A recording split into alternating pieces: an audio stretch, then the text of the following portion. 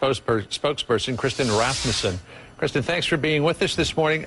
Explain for folks who might not quite understand it, why did you want to put these documents out there? Why did you think it was necessary for the world to, I guess, see how the sausage is made diplomatically? Well, this is we are a media organization, and it is very much a journalistic decision. People have the right to know what their governments are up to. But I have to correct you, though. We have not put out any, published only 250,000 documents. Only a few hundred are out there yet. We will release them in batches in the next coming weeks. All right, so you will be putting them out there eventually. You say that the public has a right to know. I mean, there are a lot of things that go on militarily, in the intelligence community, in the diplomatic community as well, that maybe would be intriguing to know about, but for reasons of national security, they have been kept under wraps. And there are people today who are suggesting that what WikiLeaks is doing is actually threatening national security. What do you say to those charges? Well, I think that's a bit far-fetched, and it is important to keep in mind that these cables are not in the top secret classification. Even, I mean, almost half of them are unclassified. So there is very little there that could cause imminent threat to national security.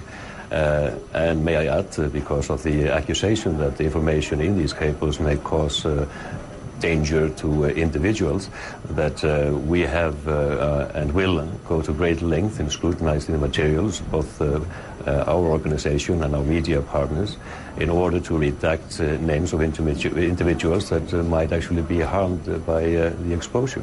You know, a lot of what we're seeing, I mean, you know, I guess the State Department and the administration is calling it sort of unvarnished communications in the diplomatic world between the diplomatic members of the diplomatic corps. Things like Iranian President Mahmoud Ahmadinejad being compared to Hitler, French President Nicolas Sarkozy called an emperor with no clothes, the President of Afghanistan, Hamid Karzai, driven by paranoia. I mean, this is the sort of thing that if you are an American diplomat, you don't necessarily want these people to know about. But is it really... Well, if you're an American diplomat, should you actually just say those things, compare a leader to Hitler? There are other revelations there are of big interest with the general public. May I point out, for example, the cable instructing the State Department diplomat to conduct spying at the United Nations and even collect the biometric information. That certainly would be outside the scope of normal diplomatic activity to collect DNA samples from the members of the United Nations Security Council, and I think it might even be a breach of international conventions. And that is something we should point out, that the State Department is denying. They're saying that it never happened. Just back to, again, what the impact of this would be, Kristen. The White House calls this reckless and dangerous. The chairman of the Joint Chiefs of Staff, Admiral Mike Mullen, says lives could be put at risk here. The State Department says it could risk counterterrorism operations, certainly impact relations with other nations. I guess they're saying you're playing a dangerous game here.